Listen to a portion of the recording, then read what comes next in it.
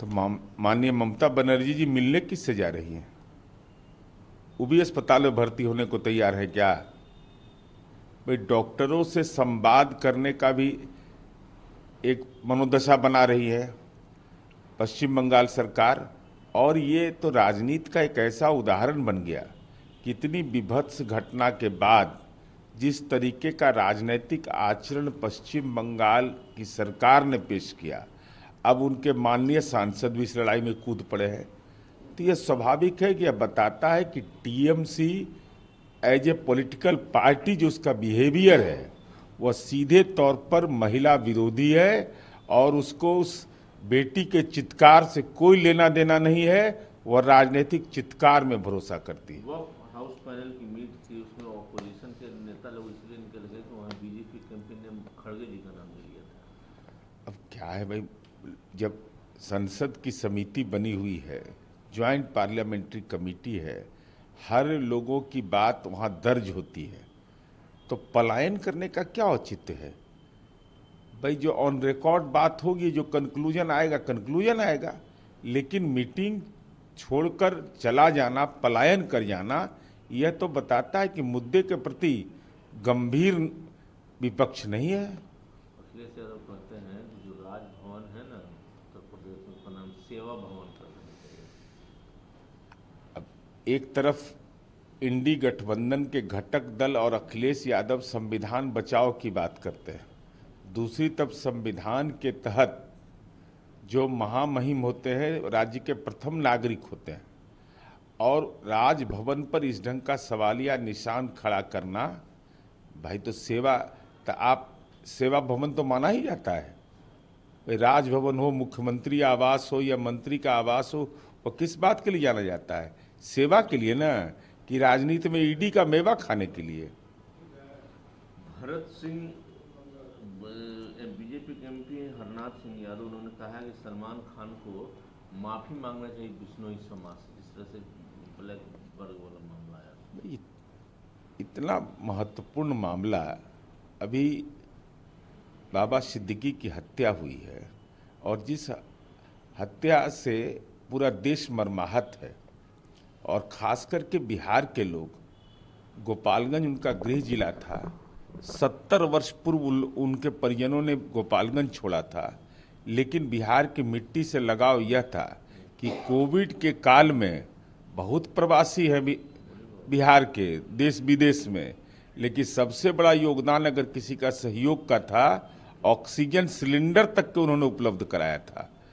और जिस ढंग का आचरण इस पूरे घटनाक्रम में, अरे अपराधी है, अपराधी पकड़ा गया है, न्यायपालिका की कार्रवाई होगी उस पर, और उस पर राजनीतिक बयान देना, सलमान खान को मुद्दा बनाना, बाबा सिद्दीकी पर बयान देने से हट जाना, ये तो कहीं ना कहीं राजनीति में हठधर्मिता और राजनीति में इसका कोई औचित्य नहीं है।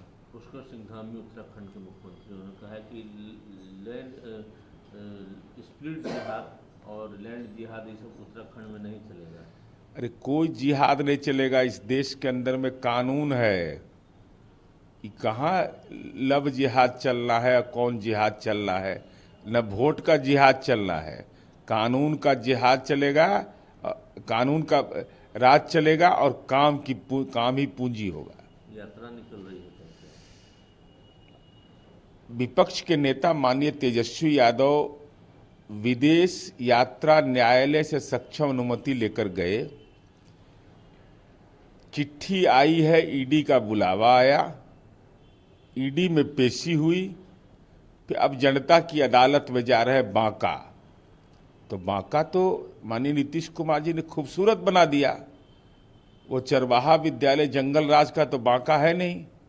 बांका में ओढ़नी डैम है, जो आप बोट चलाने के लिए विदेश जाते हैं, आनंद लेते हैं, वहीं आनंद लीजिएगा ओढ़नी डैम पर। और मंदार पर्वत पर जहां तपस्वी लोगों ने तपस्या किया था, वहां रोपवे बनवा दिया। बिना शारीरिक मेहनत के, शारीरिक अस्वस्थता भी है, क्योंकि राजनीति में जब अस्वस्थता होती है तो शारीरिक अस्वस्थता हो जाती है, तो रोपवे से चले जाइएगा और जहां मर्जी करे आपका। 7,04,244 देसी पर्यटक वहां गए थे, विदेशी पर्यटक 774 गए थे। आपका जिसमें मर्जी हो उसमें नाम दर्ज करवा लीजिए। राज सिंह भी निकल रहे हैं यात्रा पर। तो यात्रा पर तो सबको निकलने का अधिकार है। सौहार्द हमारी पूंजी है, सद्भाव हमारा नारा है, विकास हमारा लक्ष्य है। जो 5 एमएलए नॉमिनेटेड हुए थे जम्मू कश्मीर में, वो मामला सुप्रीम कोर्ट गया था, सुप्रीम कोर्ट ने उसको सुनने से इनकार कर दिया है। बोला कि अब ये माननीय सर्वोच्च न्यायालय का क्षेत्राधिकार है। इस क्षेत्राधिकार में जो भी उनके द्वारा दिए गए न्यायिक फैसले होते हैं या न्यायिक टिप्पणी होती है, उस पर राजनीतिक टिप्पणी का कोई संदर्भ नहीं। केरला में वक्फ अमेंडमेंट बिल को विड्रॉ करने का संशोधन पास हो गया है। भाई ये वक्फ बोर्ड के संबंध में आपने अगर अधिनियम वापस लेने की बात कही है तो एलडीएफ के लोग हैं ना, केंद्रीय स्तर पर पार्लियामेंट के अंदर है ना, तो मानक को स्थापित करिएगा। जैसे बिहार है, बिहार में वक्फ बोर्ड के लिए माननीय नीतीश कुमार जी ने 100 करोड़ रुपया दिया और 100 करोड़ रुपया के आधार पर multipurpose building, market complex, hostel ये सारे बने हैं। तो हमारे जो सांसद होंगे वह तो बताएंगे नहीं वक्फ बोर्ड के संपत्ति का कितना बेहतर उपयोग हमने करके दिखा दिया, यह उदाहरण होगा। तो राज्य के अंदर में इसको मुद्दा बनाना और केंद्रीय स्तर पर मुद्दे के प्रति गंभीर नहीं होना, वॉकआउट कर जाना, ये दोहरा मापदंड नहीं आज चलेगा। इलेक्शन कमीशन का 3:30 बजे प्रेस कॉन्फ्रेंस है। खबर ये आ रही है कि महाराष्ट्र और झारखंड के चुनाव शेड्यूल जारी होंगे। तो स्वाभाविक है भाई, इलेक्शन कमीशन का ये अधिकार क्षेत्र है और समय सीमा पूरा होने पर है, तो महाराष्ट्र और झारखंड में, और हमारी उम्मीद है कि बिहार का उपचुनाव भी घोषित हो सकता है। तैयारी है पूरी एनडीए की। अरे भाई तैयारी नहीं करना है भाई, और क्या करना है, संपत्ति बनाना है। अब तो ईडी का मुख्यालय भी पटना में बन रहा है।